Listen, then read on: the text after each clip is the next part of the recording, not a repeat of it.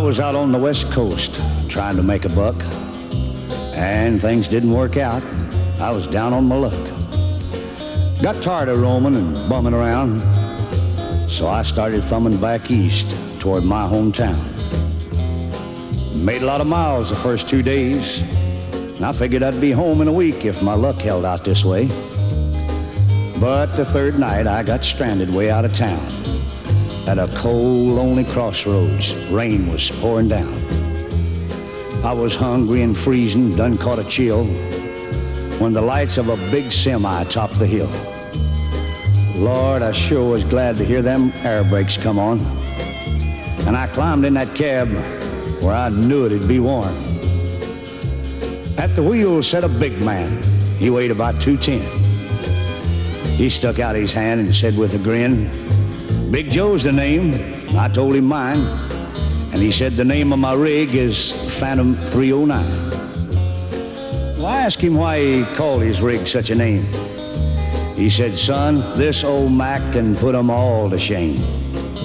There ain't a driver or a rig a-running any line that's seen nothing but taillights from Phantom 309.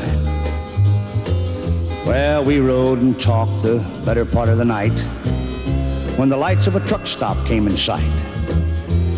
He said, "I'm sorry, son, this is as far as you go, 'cause I gotta make a turn just on up the road." Well, he tossed me a dime as he pulled her in low and said, "Have yourself a hot cup on old Big Joe." When Joe and his rig roared out into the night, in nothing flat, he was clean out of sight. Well, I went inside and ordered me a cup, told the waiter Big Joe was setting me up. Oh, you could have heard a pin drop. It got deathly quiet, and the waiter's face turned kind of white. "Well, did I say something wrong?" I said with a halfway grin. He said, "No, this happens every now and then. Every driver in here knows Big Joe. But son, let me tell you what happened about 10 years ago. At the crossroads tonight where you flagged him down, there was a busload of kids a-coming from town. And they were right in the middle when Big Joe topped the hill. It could have been slaughter, but he turned his wheels.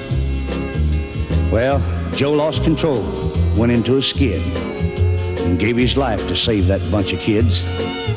And there at that crossroads was the end of a line for Big Joe and Phantom 309. But every now and then, some hiker will come by, and like you, Big Joe will give him a ride.